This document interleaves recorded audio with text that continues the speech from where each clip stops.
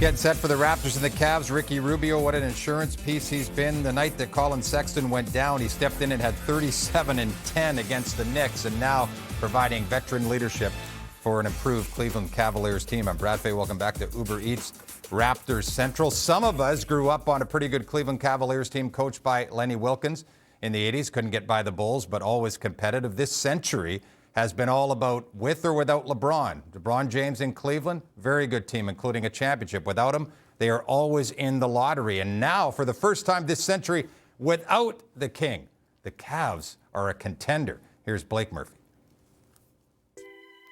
The Cleveland Cavaliers are one of the most surprising teams in the NBA so far this season.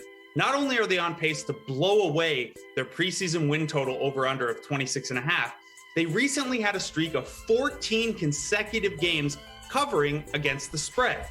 At the heart of this surprise is the Cavaliers' defense.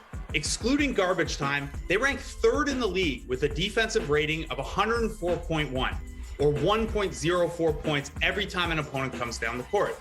Within that, they're doing just about everything well. They're second in opponent effective field goal percentage. They send opponents to the free throw line less often than any other team. And despite that conservative nature in terms of fouling, they still force opponent turnovers at a top 10 rate. At the heart of that improved defense is number 3 overall pick and potential rookie of the year, Evan Mobley.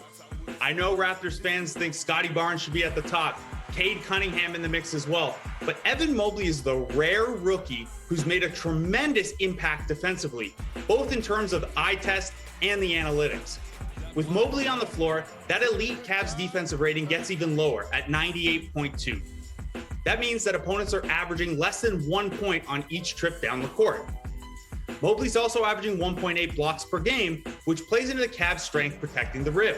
Evan Mobley has outkicked the regression element of these metrics and ranks second in the entire NBA in RAPM, which is regularized adjusted plus minus, on the defensive end of the floor. So in other words, when we adjust for luck, when we adjust for things like who a player is playing with and how an opponent is performing against them, Mobley has had the second largest defensive impact in the entire NBA as a rookie. Now, the Cavs also have the benefit of trotting Jared Allen out next to him. Those two bigs have played 518 minutes together, and the Cavaliers' defensive rating drops even further to 95.9 points per 100 possessions. Because they start two capable defensive 7-footers, the Cavaliers have been able to be the league's best rim protecting team. Opponents still shoot there a fair amount, but they're only hitting 58.6% of their shots at the rim, best in the league. In addition to the two 7-footers, the Cavaliers also have Ricky Rubio, a good point of attack defender and a steady leader on the floor for them. Add in two 7-footers and smart, capable perimeter defenders, and it's maybe shouldn't be so surprising that the Cavs are a top 10 defense. Top 3, yes, absolutely a surprise. That's why Cleveland is sitting near the top of the Eastern Conference at 19 and 13, despite being pegged for only 26 or 27 wins ahead of the season.